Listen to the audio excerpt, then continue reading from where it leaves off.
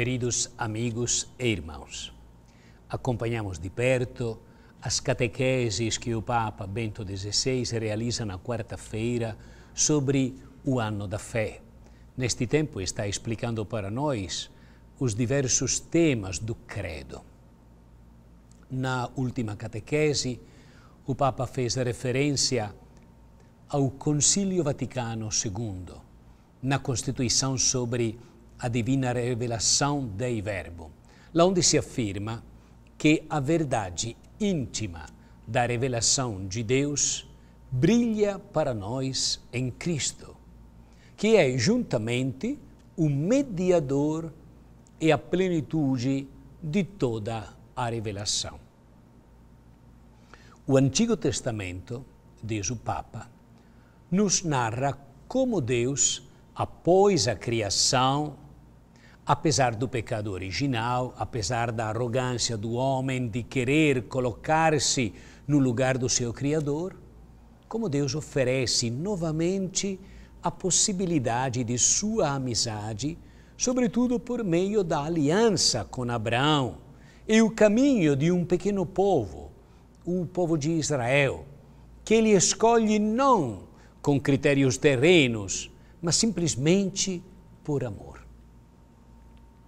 Diz o Papa que esta é uma escolha que permanece um mistério e revela o estilo de Deus que chama alguns não para excluir outros, mas para fazê-los de ponte que conduz a Ele. Eleição, diz o Papa, é sempre eleição para o outro. Na história do povo de Israel, é possível refazer os passos de um longo caminho no qual Deus se faz conhecer, se revela, entra na história com palavras e ações. Para esta obra, ele utiliza mediadores como Moisés, os profetas, os juízes, que comunicam ao povo a sua vontade, recordam a exigência da fidelidade à aliança e mantêm viva a realização plena e definitiva das promessas divinas. A revelação de Deus alcança o seu cume, a sua plenitude, quando em Jesus de Nazaré Deus realmente visita o seu povo. Visita a humanidade de uma forma que vai além de todas as expectativas. Envia o seu Filho unigênito. Faz-se homem o próprio Deus.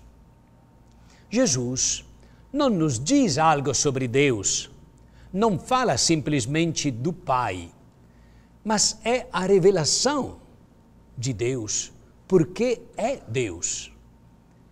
E revela assim a face de Deus.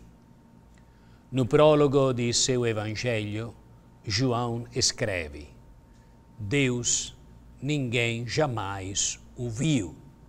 Ninguém jamais viu Deus. O Filho único que está no seio do Pai foi quem o revelou. Refletimos um pouco agora sobre este revelar a face de Deus. A esse respeito, São João, no seu Evangelho, relata um fato significativo que ouvimos então. Aproximando-se à paixão, Jesus tranquiliza seus discípulos, exortando-os a não terem medo e a ter fé.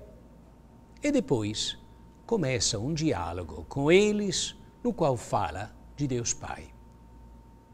Em um determinado momento, o apóstolo Filipe pede a Jesus: Senhor, mostra-nos o Pai, e isso nos basta. Filipe é muito prático e concreto. Diz também o que nós queremos dizer. Queremos ver, mostra-nos o Pai. Pede para ver o Pai, para ver a sua face. A resposta de Jesus é respondida não só a Filipe, mas também a nós, e nos introduz no coração da fé. O Senhor diz: quem me viu, viu o Pai. Esta expressão contém, em síntese, a novidade do Novo Testamento. Aquela novidade que apareceu na Gruta de Belém. É possível ver a Deus. Deus manifestou a sua face. É visível em Jesus Cristo.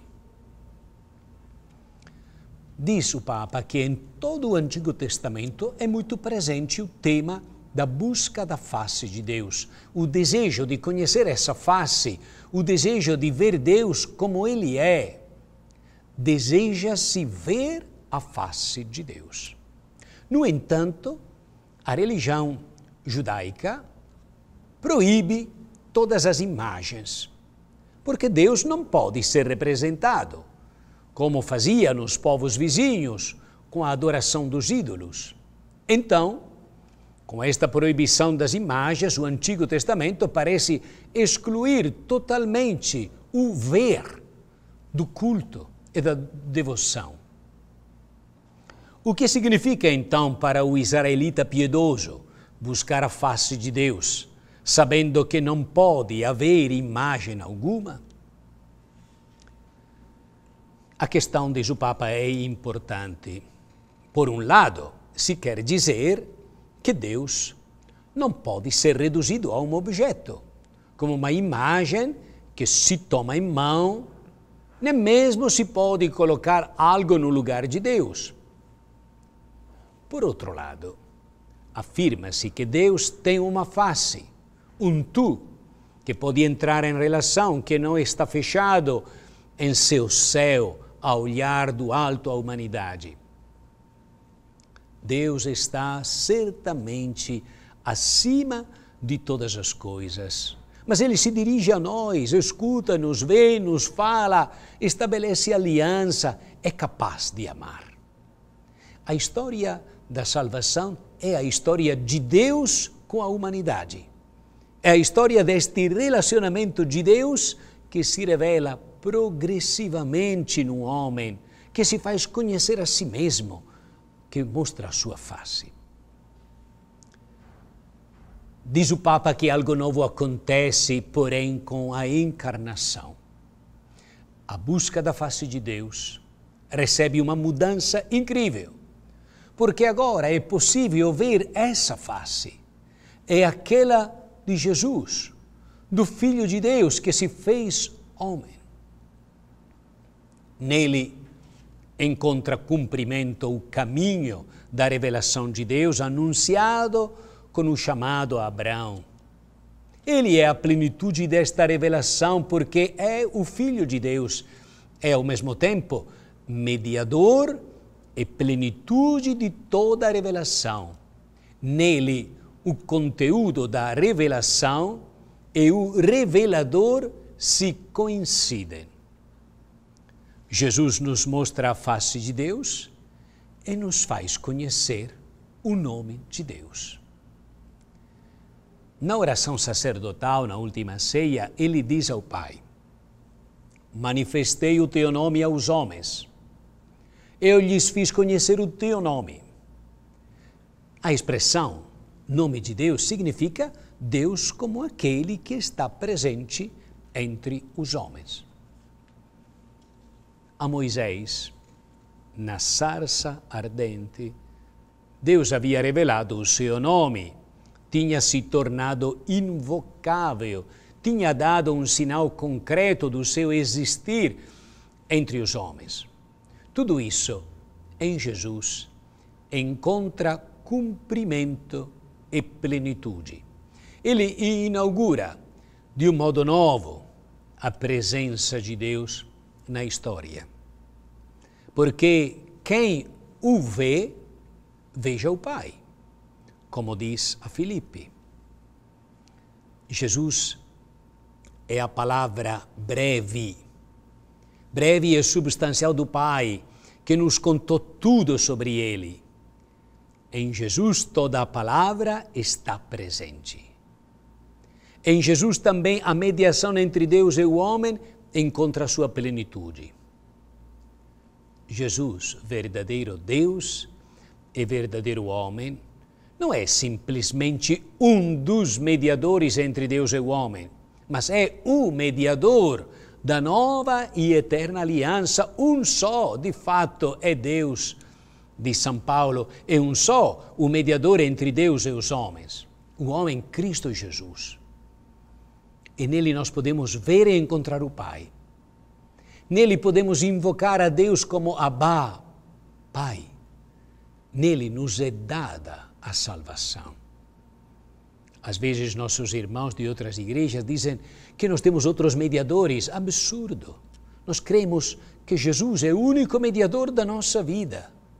É o verdadeiro mediador. O desejo de conhecer a Deus, de ver a face de Deus, é inerente a todos os homens, até mesmo nos ateus. E nós temos, talvez inconscientemente, este desejo.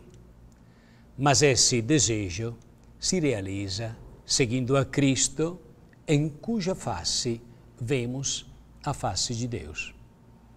O importante é que sigamos a Cristo não somente no momento em que necessitamos e quando encontramos um espaço em nossas ocupações diárias, mas com a nossa vida enquanto tal.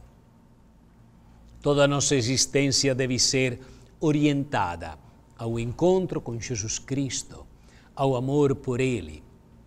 E nisso, um lugar central deve ter o amor ao próximo. O amor que, à luz do crucifixo, nos faz reconhecer a face de Jesus nos pobres, nos fracos, nos sofredores. Isso é possível somente se a verdadeira face de Jesus tornou-se familiar para nós na escuta da sua palavra, no falar interiormente, no entrar nesta palavra de forma que realmente o encontremos e, naturalmente, no mistério da Eucaristia. Os dois discípulos de Emaús reconhecem Jesus ao partir o pão. Preparados pelo caminho com Ele, preparados pelo convite que fizeram a Ele de permanecer com eles, preparados pelo diálogo que fez arder seus corações, ao final, eles veem Jesus.